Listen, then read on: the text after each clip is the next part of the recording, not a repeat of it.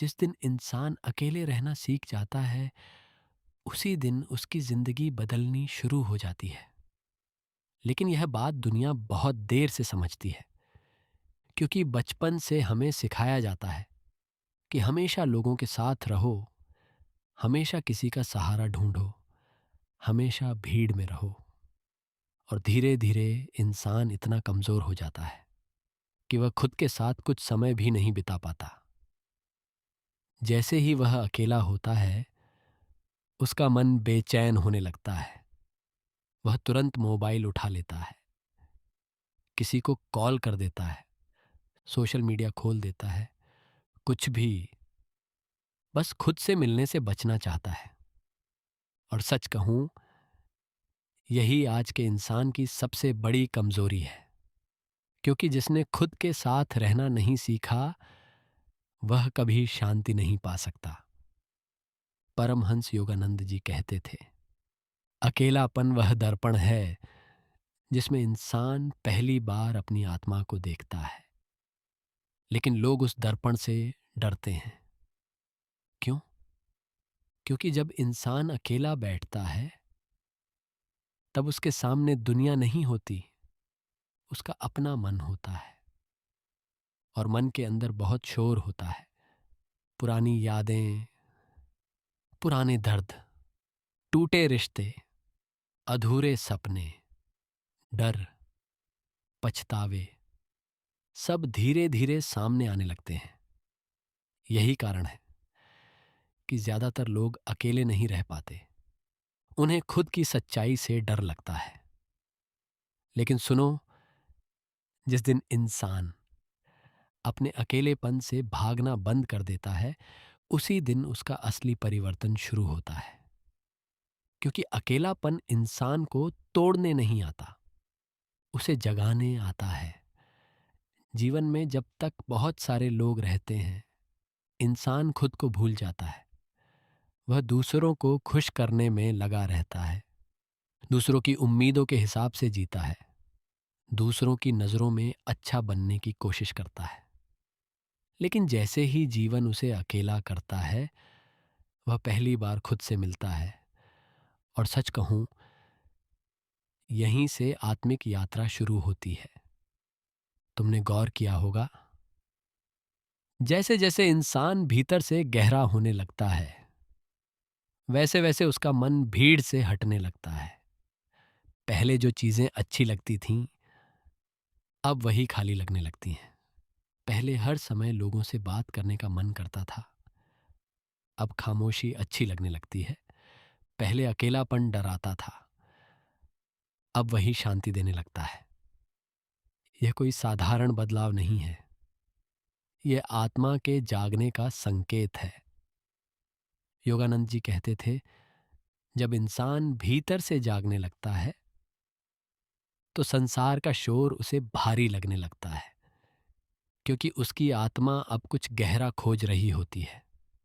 वह अब केवल मनोरंजन नहीं चाहती, वह सत्य चाहती है, शांति चाहती है, ईश्वर को महसूस करना चाहती है। और यह सब भीड़ में नहीं मिलता। इसके लिए इंसान को अपने भीतर उतरना पड़ता है। यही कारण है कि दुनिया के जितने भी महान संत हुए, वे एकांत में गए।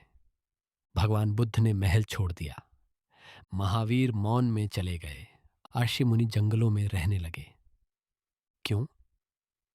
क्योंकि उन्हें समझ आ गया था कि आत्मा की आवाज भीड़ में नहीं सुनाई देती। जब तक मन हर समय बाहर भागता रहेगा, तब तक भीतर का सत्य दिखाई नहीं देगा। और आज का इंसान यही गलती कर रहा है। वह हर समय बाहर भाग रहा है, कभी लोगों के पीछे, कभी रिश्तों के पीछे, कभी मनोरंजन के पीछे, कभी पैसे के पीछे। लेकिन खुद के भीतर जाने से डरता है, क्योंकि भीतर जाने का मतलब है खुद की सच्चाई से मिलना। और यह आसान नहीं होता। लेकिन याद रखना, जिस दिन तुम अकेले बैठकर अपने मन को देखना सीख जाओगे, उसी दिन तुम मजबूत बनने लगोगे। धीरे धीरे तुम्हें समझ आने लगेगा कि तुम्हारे अधिकतर दुखों की जड़ दूसरों से उम्मीदें थीं। तुम लोगों से प्यार चाहते थे, समझे जाना चाहते थे, महत्व चाहते थे, और जब वह नहीं मिला तो तुम टूट गए।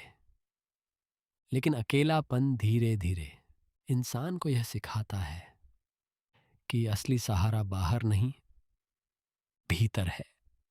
जिस दिन इंसान अपने भीतर शांति खोज लेता है, उस दिन दुनिया की कोई चीज उसे ज्यादा देर तक दुखी नहीं कर सकती। फिर अगर लोग छोड़कर चले जाएं तो भी वह टूटता नहीं, अगर कोई समझे नहीं तो भी वह शांत रहता है, अगर दुनिया उसके खिलाफ हो जाए तो भी उसके भीतर स्थिरता बनी रहती है। और यही असली शक्ति है।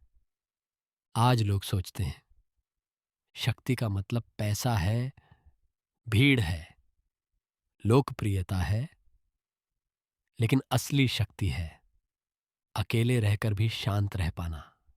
क्योंकि जो इंसान अपने अकेलेपन से दोस्ती कर लेता है, वह कभी भीतर से गरीब नहीं रहता। उसे हर समय लोगों की जरूरत महसूस नहीं होती। वह अपनी खुशी के लिए दूसरों पर निर्भर नहीं रहता। और यही स्वतंत्रता धीरे धीरे उसकी किस्मत बदल देती है। क्योंकि अब वह डर से फैसले नहीं लेता। अब वह केवल इसलिए रिश्ते नहीं निभाता कि कहीं लोग छोड़ कर न चले जाएं। अब वह लोगों को पकड़ कर नहीं रखता। अब वह भीतर से मुक्त हो जाता है।